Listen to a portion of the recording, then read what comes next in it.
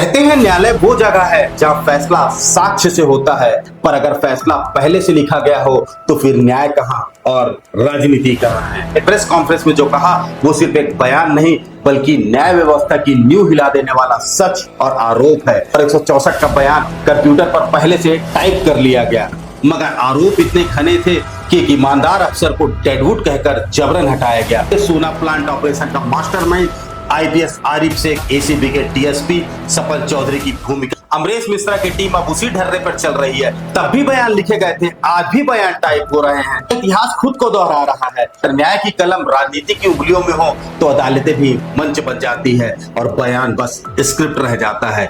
अब देखना यह है कि अगला बयान कौन लिखेगा, सच या सत्ता। यह हम खबर नहीं, सच की तह तक जाते हैं। कहते हैं न्यायालय वो जगह है जहां फैसला साक्ष्य से होता है, सत्य से होता है, प्रक्रिया से होता है, पर अगर फैसला पहले से लिखा गया हो तो फिर न्याय कहां और राजनीति कहां है। नमस्ते, सुशांत गौतम नाम है हमारा। आज छत्तीसगढ़ की सियासत में यही सवाल गूंज रहा है। पूर्व मुख्यमंत्री भूपेश बघेल ने प्रेस कॉन्फ्रेंस में जो कहा वो सिर्फ एक बयान नहीं बल्कि न्याय व्यवस्था की नींव हिला देने वाला सच और आरोप है।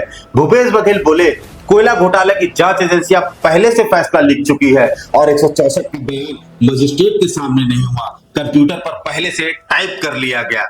आरोप यह भी लगाया गया कि जिस बयान को होना चाहिए था गोपनीय, निष्पक्ष और न्यायिक, वो बन गया स्क्रिप्टेड सीन। और यही सबसे बड़ा डर है जब न्याय की प्रक्रिया पटकथा की तरह तैयार की जाने लगे। लेकिन साहब, यह परंपरा आज की नहीं है। इस बीज को तो उसी दौर में बोया गया था जब आपकी सरकार सत्ता में थी और एक सीनियर आईपीएस अफसर जीपी सिंह सत्ता की साजिश में फंसाए गए थे। याद है सोना प्लांट का केस, जब कहा गया कि अफसर के घर से 2 किलो सोना मिला, जांच हुई तो पाया गया सोना मिला नहीं था बल्कि रखा गया था।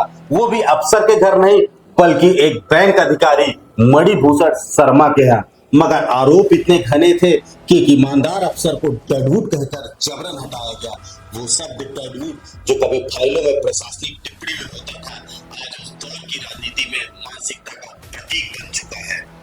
तब उस जांच एजेंसी के मुखिया थे आईपीएस आरिफ शेख, एसीबी और ईओडब्ल्यू दोनों के प्रमुख। बाद में यह बात सामने आई कि इस पूरे सोना प्लांट ऑपरेशन का मास्टरमाइंड आईपीएस आरिफ शेख स्वयं थे और उनके साथ एसीबी के डीएसपी सपल चौधरी की भूमिका भी चर्चाओं में रही है।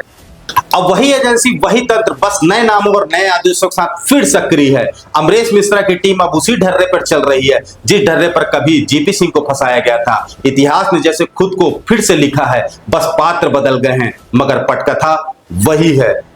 तब भी बयान लिखे गए थे, आज भी बयान टाइप हो रहे हैं। तब भी सत्ता का इस्तेमाल सच्चाई को झुकाने में हुआ और आज भी वही तर्क, वही कागज और वही तिगड़म, सिर्फ नाम बदल गए हैं। कोर्ट ने जीपीसी के मामले में कहा था यह मामला बदले की कार्यवाही जैसा लगता है। High court, CAT, supreme court सभी ने कहा ये आरोप झूठे थे, ये फाइलें बदले की थी। सुप्रीम कोर्ट ने साफ कहा यह राजनीतिक वेडेंडा था।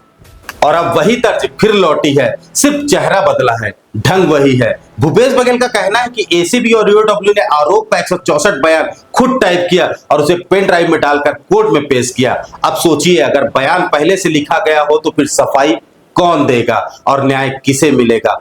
मुख्य न्यायिक मजिस्ट्रेट ने अब नोटिस जारी किया है, पूछा है कि बयान कैसे बना, किसने तैयार किया, मजिस्ट्रेट की मौजूदगी कहां थी और आखिर वह दस्तावेज कोर्ट तक पहुंचा कैसे। यह देखकर लगता है इतिहास खुद को दोहरा रहा है।